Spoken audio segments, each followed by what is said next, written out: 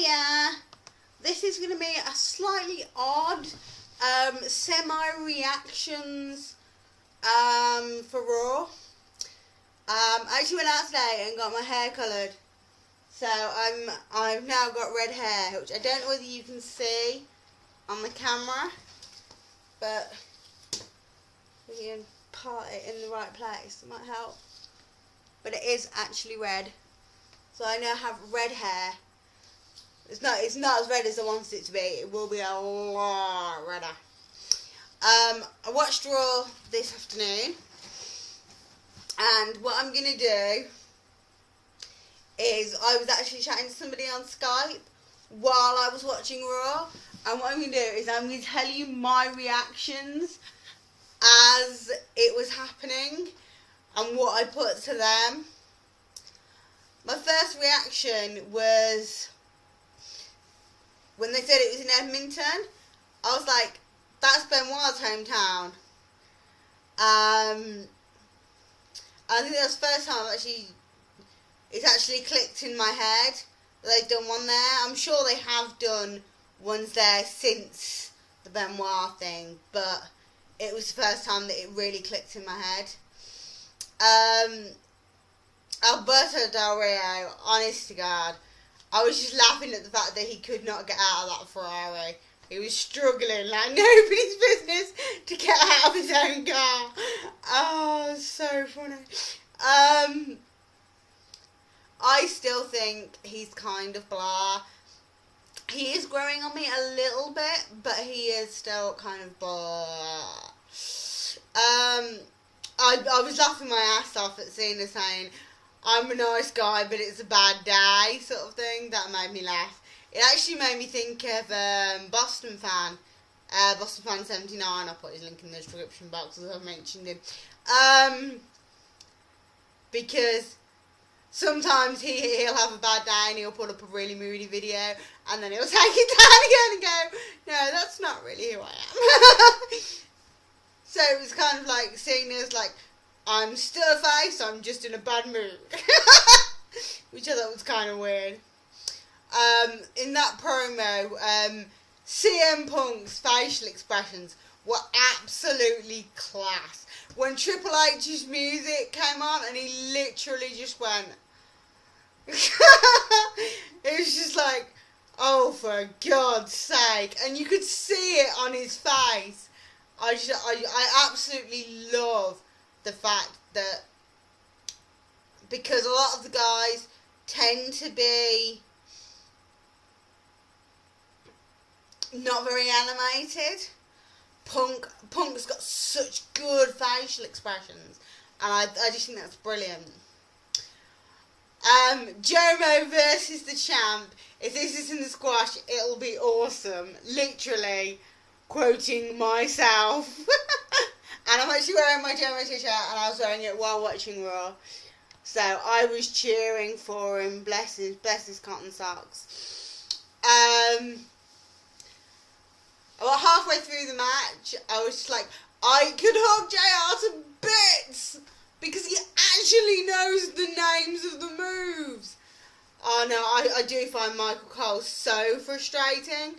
But I love the fact that JR actually knows the names of what the guys are doing, which is just, it's just sort of like, it's such a relief to have someone back on the Raw commentary who can actually call like the matches. I thought it was a really good match.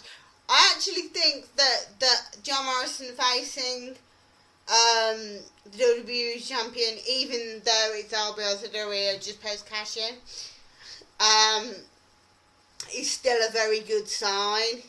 I'm sure that Shamans of 619 John will have been smiling and grinning watching that match, because it was a good Jomo match. I really enjoyed it. Next was literally blah divas. And the halfway through the match, I was like, oh my God, there's a divas suck chant. There was actually in the crowd, the crowd was chanting divas suck. Granted, it was a Torres versus a Bella twin, so I do agree to a certain extent. But they did a clip with Beth Phoenix and Natalia saying that they're not pretty and they're not popular. I'm just like, can you see yourselves? Because Nat's very pretty. I mean, she's cheerleader pretty. Even though she's an amazing wrestler, she is actually very attractive looking. I think they're a brilliant duo. I think if they die, I must admit, I'm not a fan of blondes. So if their hair was dark, I probably would be in heaven. But I love Beth Phoenix. I love Natalia Neidhart. To me, she is a heart. She has the family talent in a big way. The next comment I've got on that is ooh Nash when Kevin Nash arrives.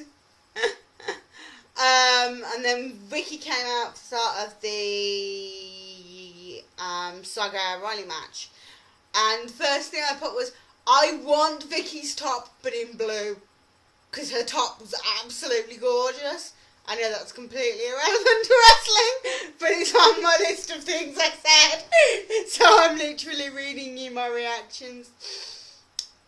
After that was the Triple H, Kevin Nash, CM Punk promo, which was good. I enjoyed that. I thought it was interesting.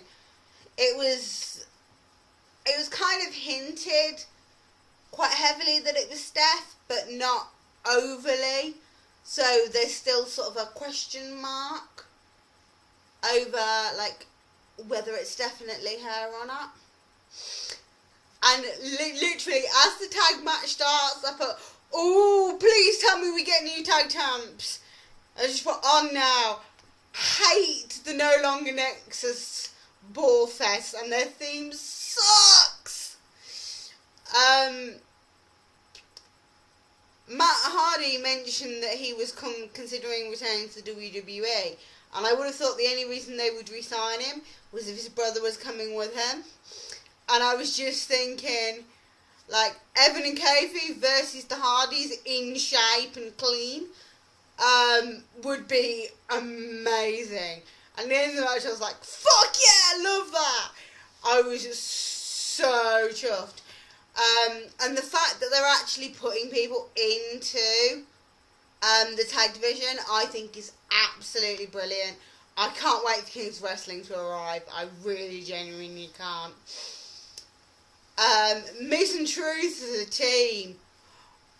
Actually, I was like, at the start, and I was like, wait a second, they're actually forming a tag division? Because you've got Kofi and Evan Bourne. You've got Miz and Truth. You've got Kings of Wrestling due to arrive. You've got the Hardys maybe returning. That sounds like a tag division. That's a happy bunny Nuttyrockchick, because I love tag matches. Tags are probably my favourite. I thought their promo was interesting. There were quite a few obvious cheap heel pops. But I was genuinely loving it, and I think that the tag team should be the Awesome Truth, because I just think it's a cool tag name. When Cena came out at the start of the match, and they were throwing the Cena shirt back, I was getting flashbacks from One Night Stand Day 6. Absolutely brilliant. I'm sure that they actually must have put like set people there to throw it back, because I think most WWE fans, even the ones that hate Cena, wouldn't throw a Cena shirt back. I mean, they could sell it on eBay for like the shirt that Cena wore for like stupid amounts of money. I was trying to figure out what they were chanting when Punk had Cena in a headlock, because it sounded like they were chanting back to water. I don't know, I need someone Canadian to go back and watch it and tell me what they were chanting, because it was a bit like, what? I've got to say, I must say that I've never been a Cena hater, but I've never been a Cena fan. On the other hand, I love Cena versus Punk. I absolutely love it.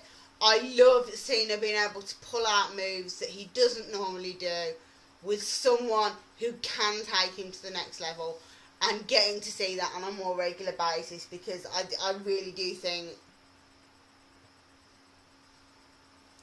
that Cena has the ability to do a lot more than he does, but a lot of the guys don't push him, whereas CM Punk will go, let's do this, let's do that, let's do this, let's do that, and he'll get Cena thinking of doing stuff that he wouldn't normally do, which I really, really liked. Oh, sorry, it's 1 o'clock in the morning here. For some unknown reason, I end up making videos at stupid o'clock in the morning. I apologise for that. The ending of that was weird though, because it's like, why would John Laurinaitis not want Punk to win? Was it not Cena who like knocked him over and then threatened to thump him the next night? I mean, I know CM Punk said some like cheeky things about the guy, but it's a bit different to a few sort of like over the line comments and someone actually decking you. I mean, I would have thought that if anything, he would have favoured Punk. I think that probably would have been the better match as well, unfortunately. Though I'm really hoping that we get that they either change it to a triple threat, so it's Punk, Cena and Del Rio, or that we get Punk versus John Morrison, just because I think that would be a mind-blowing, like, steam coming out of your ears, oh my fucking god, this is brilliant, match. Because I think those two have the potential to take each other to really, really good heights.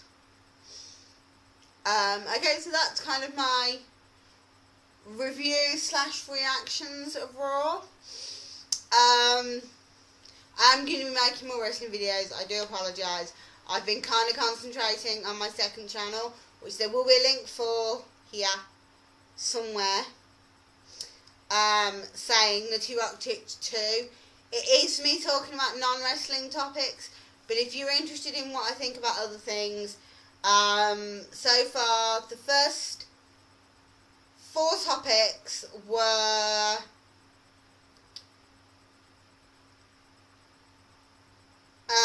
movies from when you were a child, family memories, rock band collaborations, religion in relation to abortion and same-sex marriages are the first 4. The next one is favourite albums, and then I've got to record some more from there. So there are 4 up already, and I would love any of you guys to please go and check out Nuttyrockchick 2.